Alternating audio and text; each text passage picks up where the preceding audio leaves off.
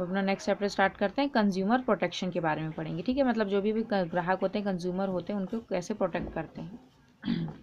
तो modern marketing concept offer maximum satisfaction to consumer and to protect his right, but these rights are frequently exploited by misleading advertisement. अब देखो इसमें क्या बोल रहे हैं, मैक्सिमम सेटिस्फैक्शन को कंज्यूमर को मतलब मैक्सिमम सेटिस्फैक्शन दे भी रहे हैं, पर साथ में क्या रहा है, उनको एक्सप्लॉइट भी कर रहे हैं मिसलीडिंग एडवर्टाइजमेंट के द्वारा, है ना, उनका एक्सप्लॉइटेशन भी कर रहे हैं, एडल्ट्रेशन प्रोडक्ट्स दे रहे हैं, ओवर चार्ज कर रहे हैं, अंडर वेटिंग कर रहे हैं एंड अदर माल प्रैक्टिसेस कर रहे हैं। तो इसी जब गलत चीज़ों को दूर करने के लिए कंज्यूमर प्रोटेक्शन एक्ट बनाया गया, ठीक है।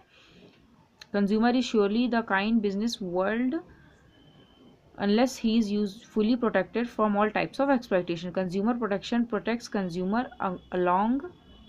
also against the products injurious to health and from other monopolistic and restrictive trade practices. अब एक्सपेक्ट्स में क्या होता है, information about the quality of products, इसमें जो भी क्वालिटी ऑफ प्रोडक्ट्स है उसका इन्फॉर्मेशन पता चलता है। Increase in bargaining power of consumer means bargain तो मोल भाव करना चाहिए। फ्रीडम टू मेक चॉइस, उनको अपने चॉइस का पसंद का सामान लेने का उनको फ्रीडम है। Awareness to the harmful products, जो भी हार्मफुल प्रोडक्ट्स है उसके रिगार्डिंग अवेयरनेस। ऑर्गेनाइज कंज्यूमर है। Compensation in case of lack of service, सही सर्विस नहीं दी तो कंपनसेट करना है, प्रोटेक्शन करना है कंज्यूमर राइट्स को। तो ये सब इनके एक्सपेक्ट्स होते हैं कंज्यूमर प्रोटेक्शन के, ठीक है ना। अब इंपॉर्टेंस में क्या आएगा, कंज्यूमर इग्नोरेंस। ये पहले ये देखते हैं, consumer protection has a wide agenda, it not only includes educating consumer also about their rights and responsibility but also helps in getting their grievances redresses. मतलब इसमें क्या बोल रहा है, देखो उनको एजुकेट भी करते हैं, मतलब उनको समझाते हैं कैसा क्या उसकी राइट्स है रिस्पॉन्सिबिलिटीज़ है ये भी बताते हैं, पर साथ साथ अगर उनको दिक्कत है तो उनकी दिक्कतों को भी, ग्रीवियंसेस को भी रिड्रेस मीन सही करते हैं, सॉल्व करते हैं। अब देखो कंज्यूमर इग्नोरेंस में क्या आता है, in a wake of wide spread ignorance of consumer about their rights and relief available to them it becomes necessary to. अब देखो कई कंज्यूमर है जिनको अपने राइट्स के बारे में उनको पता ही नहीं कि वो क्या कर सकते हैं, है ना, तो उन्हीं के रिगार्डिंग उनको एजुकेशन देना है, एजुकेट करना है कि उनको अवेयर करना है कि क्या क्या उनके राइट्स हैं। Long term interest of business में, business are trustees of the society's wealth, therefore they should use the wealth for the benefit of people. Next है एक्सप्लॉयटेशन ऑफ कंज्यूमर्स में, consumers are widely exploited by traders in various ways, some known as whereas some are unknown. देखो exploit किया जाता है consumers को, कुछ पता चल जाते हैं कुछ पता नहीं चलते। Unfair trade practices, adulteration means मिलावट करना, फॉल्स मिसलीडिंग एडवर्टाइजमेंट करना, होर्डिंग्स लगाना बड़े बड़े, ब्लैक मार्केटिंग करना, तो ये सब एक्सप्लॉयट करते हैं इस तरीके से कंज्यूमर को। तो इन सब चीज़ों से प्रोटेक्ट करते हैं। कंज्यूमर को अवेयर करना है, consumer are becoming increasingly aware of their rights, print and electronic media is increasing highlights. अब इलेक्ट्रॉनिक मीडिया हो गया जिससे क्या होता है, हाईलाइटिंग होते हैं, अनएथिकल बिजनेस बारे में सबको पता चलता है, जिससे क्या होता है कंज्यूमर धीरे धीरे मतलब अवेयर होते जा रहे हैं। Social responsibility, as we know a business has social responsibility towards various group. अपन ने पढ़ा था बिजनेस की रिस्पॉन्सिबिलिटीज वेरियस ग्रुप के प्रति। Consumer form an important group among the many. अब कंज्यूमर भी उसमें एक ग्रुप है जिसमें बिजनेस की रिस्पॉन्सिबिलिटी बनती है कि कंज्यूमर के इंटरेस्ट को वो प्रोटेक्ट करे, है ना, उनका टेक केयर करे। गवर्नमेंट इंटरवेंशन, अब देखो गवर्नमेंट भी जो बिजनेस रहते हैं उन पे अपना गवर्नमेंट भी थोड़ा इंटरफेयर करती है ताकि वो गलत प्रैक्टिस ना करें, इस वजह से गवर्नमेंट भी उन पे थोड़ा ध्यान रखती है, ठीक है। नेक्स्ट क्या है, मैक्सिमम सेटिस्फैक्शन। मैक्सिमम सेटिस्फैक्शन में the consumer are spread in urban as well as rural area. Consumer देखो हर जगह है, गाँव के लोग भी यूज़ करते हैं, है ना, और रूरल एरियाज मतलब अर्बन एरिया सब जगह हैं। With the knowledge of their rights and consumer at large will get the best deal and have maximum satisfaction। अगर उनको नॉलेज है अपने राइट्स के बारे में तो वो हर जगह पे सही डील कर पाएंगे, ठीक है ना, मैक्सिमम सेटिस्फैक्शन के साथ। अब देखो कितने सारे एक्ट्स हैं कंज्यूमर प्रोटेक्शन के, ये बताए हैं इनने, ठीक है। अब नेक्स्ट अपना है प्रॉब्लम्स ऑफ कंज्यूमर। अब कंज्यूमर को क्या क्या प्रॉब्लम फेस करनी पड़ती है। फर्स्ट है प्रॉब्लम ऑफ एडल्ट्रेशन। एडल्ट्रेशन क्या होता है, adulteration leads to harms to consumer, one being the consumer is getting a substandard goods and second the goods can have negative effects on his health। substandard means गलत quality ठीक नहीं है और साथ में नेगेटिव इफेक्ट भी health को भी इनका नुकसान पहुंचा, जैसे मिलावट वाला खाना, है ना, मिलावट करते हैं, एडल्ट्रेशन उसको बोला जाता है। इस तरीके से इसकी प्रॉब्लम होती है। नेक्स्ट होती है सबस्टैंडर्ड गुड्स में, consumer purchase goods looking towards advertisement and many a time gets cheated. अब कंज्यूमर एडवर्टाइजमेंट देख के अच्छा दिख रहा है करके लेते हैं, पर क्या रहता है उसकी क्वालिटी ठीक नहीं रहती, इससे उनको चीट किया जाता है, प्राइजेस ज़्यादा रहते हैं। The persistent increase in price is created by artificial scarcity in the market। अब persistent इंक्रीज कैसे बनाते हैं, जो भी अपने गुड्स रहते हैं उसको क्या करते हैं इन लोग दबा के रख लेते हैं, जिससे क्या रहता है स्केयरसिटी दिखाते हैं कि मार्केट में सामान नहीं है, सामान नहीं, जिससे क्या करते हैं प्राइस को इंक्रीज कर देते हैं इस तरीके से, है ना।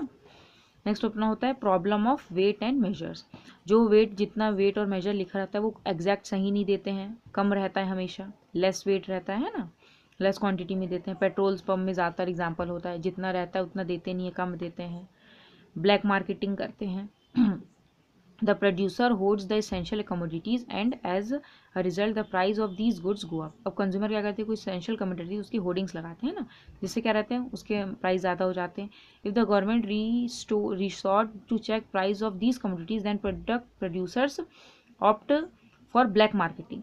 जब गवर्नमेंट इसमें अपना मतलब टांग अड़ाती है ना, तो हम लोग क्या करते हैं फिर ब्लैक मार्केटिंग करते हैं उन लोग, मिसलीडिंग एडवर्टाइजमेंट करते हैं, which with publicity media producer wants to convince the consumer by showing that their products are the best quality amongst all products available। अब वो क्या करते हैं, पब्लिसिटी मीडिया के थ्रू कंज्यूमर्स को ये बताते हैं, कन्विंस करते हैं कि हम जो प्रोडक्ट्स बनाते हैं वो बेस्ट क्वालिटी के होते हैं, इस तरीके से मिसलीडिंग एडवर्टाइजमेंट करना। Weak bargaining power, consumer are unorganised they have weak bargaining power. और जो कंज्यूमर अनऑर्गेनाइज रहते हैं, जिनको अच्छे से बार्गेन करना नहीं आता है, आफ्टर सेल सर्विसेज भी प्रोवाइड नहीं करते हैं, ठीक है ना, करना चाहिए, इस तरीके के उनको दिक्कतें आती हैं। अब कंज्यूमर के राइट्स क्या क्या हैं ये दिए हैं। Right to safety, certain goods में cause injuries to the users of the goods, these goods are pressure cooker, gas cylinders, electronic goods etcetera. तो इन सब से कस्टमर की सेफ्टी, कंज्यूमर उनकी सेफ्टी ज़रूरी होती है। Consumer must have assures regarding quality, reliability and performance. Right to informed, the consumer has right to be informed about the quality, quantity, potency, purity, standard and price of the goods he intends to purchase। अब सही बात है, जो चीज़ वो खरीद रहा है उसके हर चीज़ के बारे में उसको ईजी अच्छे से पता होना चाहिए, पूरी इन्फॉर्मेशन देनी चाहिए कंज्यूमर को। Right to choose, the consumer should be assured access to a variety of goods at a competitive price। उनको क्या हर तरह के गुड्स हैं, कम्पिटिटिव प्राइस है, तो कंज्यूमर के पास राइट है कि वो क्या लेना चाहता है, क्या नहीं लेना चाहता है, अपने एलिजिबिलिटी के, कैपेबिलिटी के हिसाब से। right to be heard, he has a right to register his dissatisfaction and get his complaint against heard at appropriate forums। अगर उसको डिससेटिस्फैक्शन, उसको कोई दिक्कत है, तो उसका जो भी कंप्लेंट है उसको अप्रोप्रिएट फोरम्स उसकी बात को सुने, है ना, ये भी राइट है कि उसकी दिक्कत को सुना जाए। Right to seek redress means compensation के लिए रिड्रेसल कराना, भुगतान करवाना, है ना, मुआवजा के लिए। Under consumer protection act, consumer who are cheated and exploited by the manufacture, जिन्हें चीट किया है मैन्युफैक्चर ने कंज्यूमर को, उनके पास राइट है रिड्रेस्ड होने का। इसमें क्या रहता है, डिफेक्टिव गुड्स को रिप्लेस किया जाता है या फिर रिपेयर करके दिया जाता है, फिर पैसे वापस दिए जाते हैं, कंपनसेशन, और जो अगर कोई लॉस होता है तो ये भी उनको दिया जाता है, ठीक है। नेक्स्ट है education, right to consumer education, right to receive compensation. तो ये सब राइट्स होते हैं कंज्यूमर के, ठीक है। अब नेक्स्ट अपना है कंज्यूमर प्रोटेक्शन एक्ट के बारे में बताया, ठीक है। इसमें क्या दिया है, with a view of protecting the rights and interest of consumer, consumer protection act 1986 was passed in parliament in December 24, 1986 में कंज्यूमर प्रोटेक्शन एक्ट पार्लियामेंट में पास करवाया था, ठीक है ना। इसमें क्या था, to solve the matters at discrete. अब देखो हर लेवल पे इनने कंज्यूमर प्रोटेक्शन एक्ट, हर लेवल पे इनने फोरम सेट किए हैं, डिस्ट्रिक्ट लेवल पे भी है, नेशनल लेवल पे भी है, और consumer protection act is enacted, ठीक है। अब ऑब्जेक्ट्स क्या होते हैं इन एक्ट्स के, प्रोटेक्शन को टू कंज्यूमर पे, सबसे पहले उसको प्रोटेक्शन प्रोवाइड करना। The main aim object of the act is to provide protection to the consumer in the best possible manner, हर पॉसिबल मैनर से उनको प्रोटेक्शन प्रोवाइड करें, कंज्यूमर के राइट्स को प्रोटेक्ट करें। Right to protect against the advertisement of फेटल goods causing harm, property life को जो harm पहुंचाते हैं उनसे उनको बचाना। Right to information about the quality, purity and price of the product. Right to consumer education, institution होते हैं, तो ये सब अपने, ठीक है, ये सब इनने क्या दिए थे, अपने ऑब्जेक्ट्स थे। इस एक्ट से क्या ऑब्जेक्ट्स हैं, फिर अपने हैं टाइप्स ऑफ कंज्यूमर। कितने टाइप्स ऑफ कंज्यूमर है? Consumer of goods, consumer of service. Goods मतलब जो गुड्स एंड सर्विसेज खरीदते हैं वो कंज्यूमर्स, और जो सर्विस लेते हैं वो कंज्यूमर्स आते हैं इसमें, ठीक है ना। प्रोडक्टिव मेजर और रिड्रेसल एजेंसीज की मेथड से हमने क्या किया, डिवाइड किया है कंज्यूमर प्रोटेक्शन एक्ट को, ठीक है। यहाँ पे दिया कंज्यूमर प्रोटेक्शन काउंसिल है। एक तो होता है सेंट्रल कंज्यूमर प्रोटेक्शन काउंसिल, ये जो सेंट्रल गवर्नमेंट इसको नॉमिनेट करती है ना। और नेक्स्ट अपना होता है स्टेट गवर्नमेंट प्रोटेक्शन काउंसिल, जो स्टेट गवर्नमेंट के द्वारा नॉमिनेट किए जाते हैं मेंबर्स को। सबसे पहले इन्हें दिया है कंज्यूमर डिस्प्यूट्स रेड्रेसल एजेंसी और कंज्यूमर रेड्रेसल कोर्ट। अब यहाँ पे इन्हें दिया, देखो कंज्यूमर डिस्प्यूट रेड्रेसल एजेंसी में डिस्ट्रिक्ट फोरम में जो 20 लाख तक का मतलब जो गुड्स के अपने जो भी मुआवजे हैं, दिक्कतें हैं, वो इसमें आते हैं। इससे ऊपर गए 20 lakh to 1 crore state commission में आता है, more than 1 crore national commission में जाता है, ठीक है ना। अब इसके बारे में अपन पढ़ेंगे, इधर आगे ने बताया। सबसे पहले अपना डिस्ट्रिक्ट फोरम है। डिस्ट्रिक्ट फोरम में क्या आएगा, under section 9 of consumer protection act in 1986 a forum called consumer dispute redressal forum established in each district for a province by the state government. The main provision of the forum are as follows. Composition में the composition of district forum is as under. There will be a chairman who has been acted and has a capability as a district judge. देखो यहाँ पे एक chairman होता है जो पहले district जज रहा हो, ठीक है ना, उसको यहाँ का चेयरमैन बनाते हैं। Beside a chairman there are 2 members who are suitable. उसके बाद 2 मेंबर और होते हैं जो सुटेबल होते हैं। 1 मेंबर विल बी, और उसमें से 1 मेंबर फीमेल होना जरूरी है, ठीक है ना। अब टर्म्स क्या होते हैं ऑफिस के, the term of office of और all the members is 5 years. Means के टर्म जो है वो 5 ईयर्स के रहते हैं। A member whose age become 65 years shall retire. जिसका 65 हो गया वो रिटायर हो जाएगा। Even he has not complete 5 years terms of office. Means retirement age आ गई 65 उसकी, तो उसको रिटायर कर दिया जाएगा, भले ये 5 साल कंप्लीट ना हुआ हो। अब इसके स्कोप में कितना आता है, जो कंपनसेशन केसेस हैं जो 20 लाख तक के रहते हैं उसमें इसमें फाइल मतलब इस फोरम में इस केस को फाइल किया जाता है। The dispute can be filed by a person who resides works और trade within a jurisdiction of the forum. अब फीचर्स में क्या आएगा, 3 मेंबर्स होते हैं कम से कम, 1 फीमेल होना ज़रूरी है। 20 लाख तक के जो भी मामले रहते हैं उसको सॉल्व किया जाता है। Complaint can be made by consumer and consumer forum after laboratory testing if the product और सर्विसेज इज फाउंड फॉल्टी। जैसे अब देखो कंज्यूमर ने यहाँ पे अपना कंप्लेंट दिया, अब कंप्लेंट को देख के कंज्यूमर को मतलब उस गुड्स का जो भी गुड्स प्रोडक्ट के बाद सर्विसेज के बारे में जांच पड़ताल करते हैं लेबोरेटरी में। सही में अगर वो फॉल्टी पाया गया, सही में अगर गुनहगार पाया गया, तो फिर क्या करते हैं, in any case the party is not satisfied with the order of district court. और जैसे गुनहगार पाएगा तो ठीक है, और जैसे नहीं गुनहगार पाएगा या फिर जो भी उनने अपना ऑर्डर सुनाया वो गलत बताया, सेटिस्फाई नहीं हो पाई कंज्यूमर, है ना, तो वो क्या कर सकती है, फिर वो जाके स्टेट कमीशन में अपील कर सकती है अगर डिस्ट्रिक्ट फोरम से वो संतुष्ट नहीं है तो।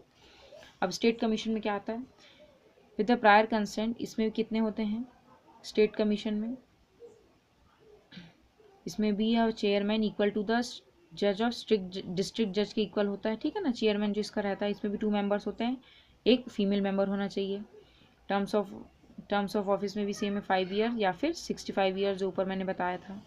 ज्यूरिसडिक्शन में over 20 lakh up to 1 crore, means 20 lakh से ऊपर और 1 करोड़ के अंदर तक के कंपनसेशन केसेस देखते हैं इसमें। अब इसमें क्या रहता है, the copy of complaint shall be dispatched to the defendant. Mean जो भी कंप्लेंट की कॉपी है डिफेंडेंट के साथ उसमें डिस्पैच की जाती है।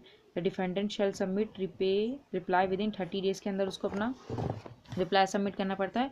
The goods shall be check in the laboratory, goods को चेक करते हैं। The seller shall give a chance of hearing if he rejects the complaint. और जैसे जो बेचने वाला वो बोल रहा है मैंने सही चीज़ बेचा है, मैंने गलत नहीं हूँ, तो फिर उसको भी बोलने का, उनको भी रिजेक्ट करने का मतलब चांस दिया जाता है। ऑर्डर में if the commission is satisfied that the goods are defective. अब कमीशन को पता चल गया कि सही में गुड्स डिफेक्टिव था, it can direct the defendant to remove the defect. और वो डिफेंडेंट को बोलेगा आपने जो भी गलत काम किया है रिमूव करो, उस डिफेक्ट को ठीक करो, या फिर एक्सचेंज करो, सही गुड्स दो कस्टमर को, कंपनसेट करो उस लॉस से, ठीक है ना। अपील में क्या होता है, in case the aggregative party is not satisfied. अब उसके बाद जब एग्रीव्ड पार्टी मीन जो कंज्यूमर है वो सेटिस्फाई नहीं है, तो वो उसके बाद 30 दिन के अंदर वो कहाँ जा सकता है, नेशनल कमीशन में जा सकता है, ठीक है ना। अब नेक्स्ट अपना आता है नेशनल कमीशन में क्या है, the central government can establish national commission by the notification for redressal of disputes to consumer. अब इसमें 5 मेंबर्स होते हैं, एक मेंबर चेयरमैन होता है जो सुप्रीम कोर्ट का जज होता है, फिर 4 अदर मेंबर्स होते हैं जो एक्सपीरियंस होते हैं, ठीक है ना, वेल रिन्यूड देयर रीजन्स, और एक उसमें से फीमेल होना ज़रूरी, मीन्स 5 मेंबर में से एक फीमेल मेंबर होना ज़रूरी है। टर्म्स ऑफ ऑफिस में इसमें 5 साल का काम करना है या फिर 70 साल तक की एज तक, ठीक है ना, मीन्स 5 साल करेंगे या फिर 70 साल का एज, जो भी कम हो। फिर रीअपॉइंट कर लिया जाता है दोबारा जैसे ज़रूरत पड़े तो। सैलरी और अलाउंस में salaries and allowance and honorarium service condition etcetera और fix by the central government ही फिक्स करती है इनको जो भी सैलरीज देना है ये सब। स्कोप में case of complaints pertaining more than 1 crore, अब 1 करोड़ से जो ज़्यादा के केस होते हैं वो इसमें आते हैं नेशनल कमीशन में, ठीक है ना।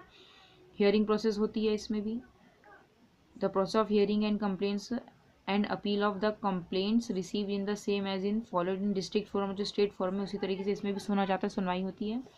अवार्ड ऑफ जजमेंट, अब इसमें देखो क्या बोल रहा है, अब जैसे जो भी ने ऑर्डर दिया उससे अगर सेटिस्फाई नहीं है जजमेंट से तो 30 दिन के अंदर वो सुप्रीम कोर्ट में भी जाके केस फाइल कर सकते हैं जो अपने कंज्यूमर हैं, ठीक है ना।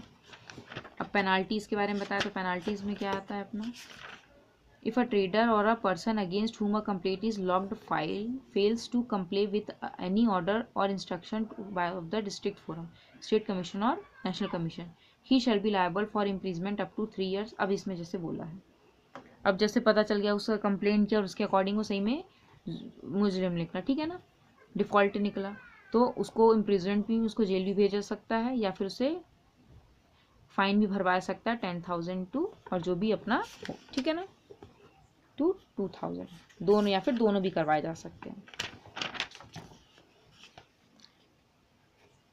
अब यहाँ पे दिया है cases eligible for complaint and their settlement. अब कौन कौन से केसेस एलिजिबल होते हैं, if the complaint has suffered any loss due to misbehaviour और improper conduct of business, means जो कंप्लेनेंट है उसको कोई लॉस हुआ हो या सफ़र करना पड़ा हो उसको गलत बिजनेस बिहेवियर से, ठीक है ना।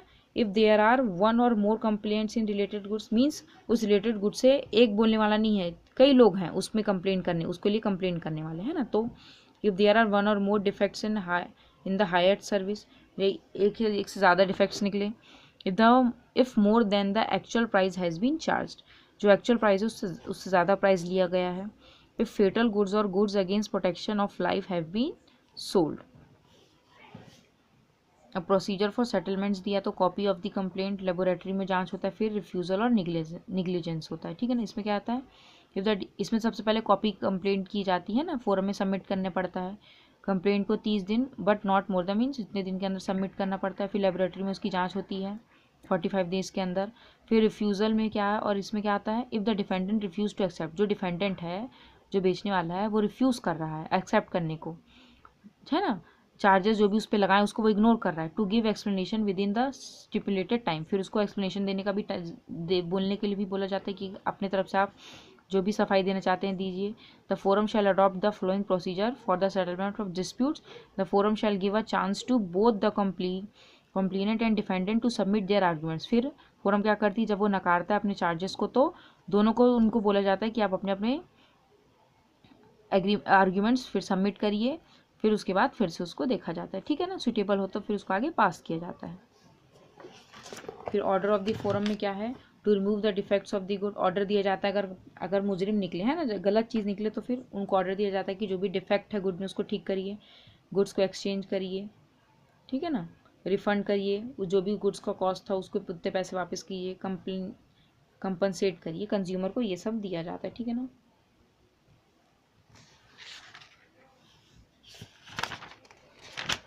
अब यहाँ पे रोल दिया है गवर्नमेंट एनजीओज़ का, ठीक है ना, नॉन गवर्नमेंट ऑर्गेनाइजेशन का क्या क्या रोल्स हैं यहाँ पे, ऑर्गेनाइजिंग ट्रेनिंग प्रोग्राम्स, ये क्या रहते हैं, प्रोटेक्ट और प्रमोट करते हैं कंज्यूमर के इंटरेस्ट को, एनजीओज़ इसीलिए होते हैं, ठीक है ना। अब इनका क्या रहता है, ट्रेनिंग प्रोग्राम, सेमिनार्स और वर्कशॉप्स करते हैं ताकि एजुकेट हों general public, to raise voice against consumer exploitation के अगेंस्ट अपनी आवाज़ उठाते हैं, filing complaints in appropriate consumer courts on behalf of the consumer, अब ये क्या करते हैं किसी कंज्यूमर के बिहाफ में खुद फाइल करते हैं, है ना, कोर्ट में जाके case, to encourage consumer to protest against unfair, और उनको एनकरेज भी करते हैं कि आप प्रोटेस्ट करो जो भी अनफेयर ट्रेड प्रैक्टिसेस की गई है, ठीक है। तो ये सब रोल दिए हैं, 5-6 रोल आप इसके पढ़ लेना। कंज्यूमर प्रोटेक्शन एक्ट इतना ही था इस चैप्टर में।